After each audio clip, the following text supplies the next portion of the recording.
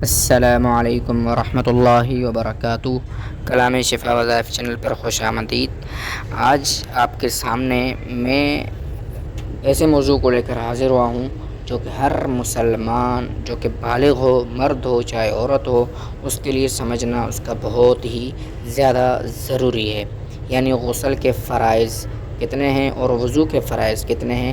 پہلے میں ایک دفعہ غسل کے فرائض پر ویڈیو بنا چکا ہوں، وہ چھوٹی سی ویڈیو تھی، صرف اس میں یہی بتایا گیا تھا کہ غسل کے فرائض 3 ہیں۔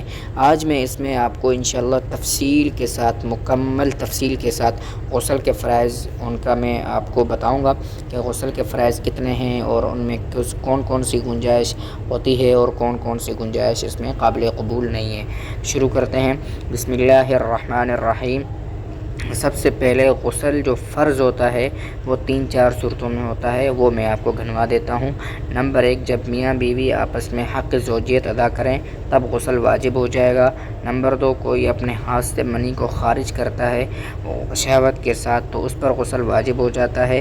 نمبر 3، اگر کوئی خواب میں نیند میں دیکھتا ہے اور اس کو منی خارج ہو جاتی ہے اور صبح کو اٹھ کر دیکھتا ہے کہ اس کے کپڑوں پہ منی کے اثرات ہیں تو اس پر غسل واجب ہو جاتا ہے۔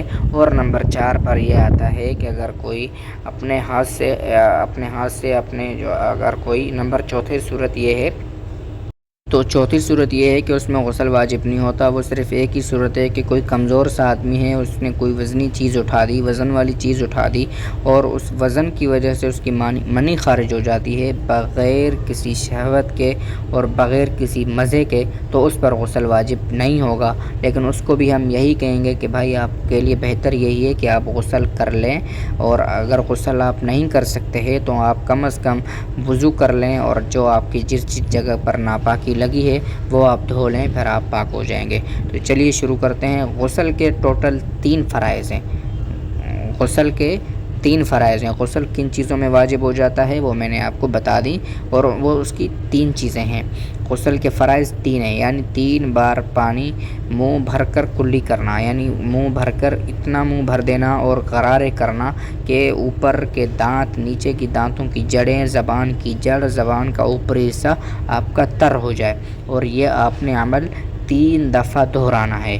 نمبر 2، ناک میں پانی ڈالنا، یعنی ہاتھ میں پانی لے کر ناک میں پانی اپنی سانس کے ذریعے اوپر کھینچنا، نرم ہڈی تک، وہاں تک پانی پہنچانا، یہ فرض ہے اور یہ واجب ہے۔ اگر وہاں تک آپ نے پانی نہیں پہنچایا، سستی کی، تو آپ کا غسل نہیں ہوگا، اور اگر آپ جتنی نمازیں پڑھیں گے، جتنا تلاوت کریں گے، اور ایسی عبادات، حج ہو گیا، عمرہ ہو گیا، نماز ہو گئی، جو احرام ہو گیا، احرام باندھنا یہ بھی واجب ہے کہ آپ پاک ہو کر باندھیں۔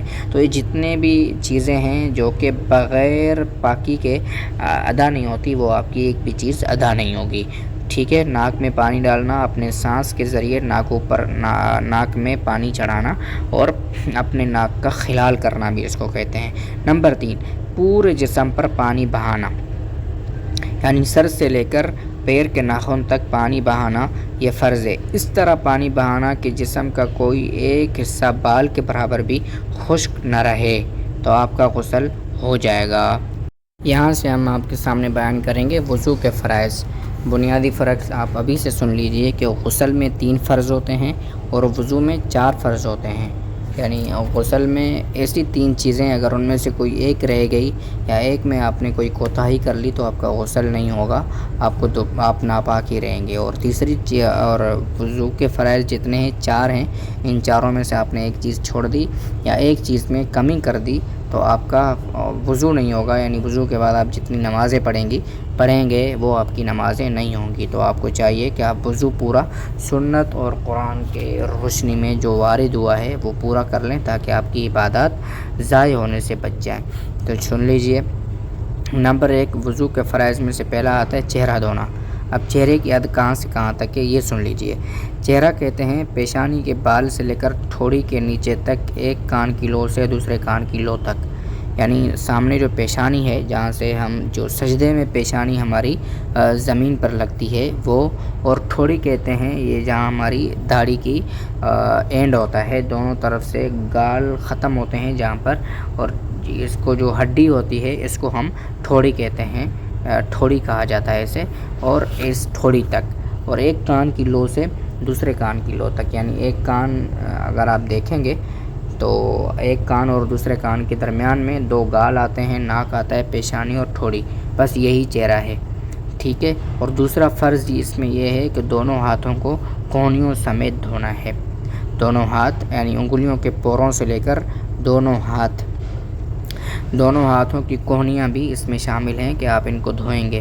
اور اگر یہاں پر ایک چیز سن لیجئے، اگر کسی کے ناخن بڑے ہیں، آپ یہ غسل میں بھی یہ ضروری ہے اور وضو میں بھی یہ چیز ضروری ہے، یعنی اگر کسی کے ناخن بڑے ہیں تو اس پر ضروری اور واجب ہے کہ وہ ناخنوں کے پوروں کے اندر تک پانی پہنچائے گا، یعنی جہاں سے ہماری انگلیاں، کسی کے ناخن بہت بڑے ہو گئے ہیں اور ناخنوں کے نیچے بھی اس کا پانی پہنچانا ضروری ہے، لیکن اگر کسی کے ناخن کٹے ہوئے ہیں، انگلیوں کے برابر ہیں، تو اس کے اندر پانی ڈالنا ضروری نہیں ہے۔ یہ دونوں میں ہے، وضو میں بھی ہے اور غسل میں بھی ہے۔ نمبر 3 آتا ہے چوتھائی سر کا مسح کرنا۔ عام طور پر ہم نے دیکھا یہ ہے کہ لوگ پورے سر کا مسح کر لیتے ہیں، یہ بہت اچھی بات ہے، لیکن اگر کسی کو کوئی بہت جلدی ہو تو اس کے لیے بھی ہم یہ کہیں گے کہ بھائی اب کم از کم چوتھائی سر کا مسح کر لیں، ورنہ آپ کا وضو مکمل نہیں ہوگا۔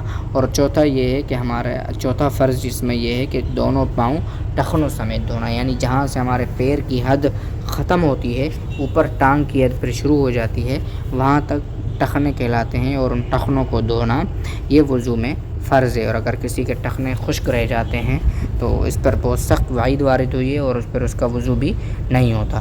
تو اللہ پاک ہمیں اور آپ کو دین پر صحیح عمل کرنے کی توفیق عطا فرمائے۔ جو کہا گیا اللہ اس کو میرے حق میں اور آپ کے حق میں قبول فرمائے، جو غلطی کوتاہی ہوئی اللہ اس کو معاف فرمائے۔ ملتے ہیں کسی اگلی ویڈیو میں، تب تک کے لیے اللہ حافظ۔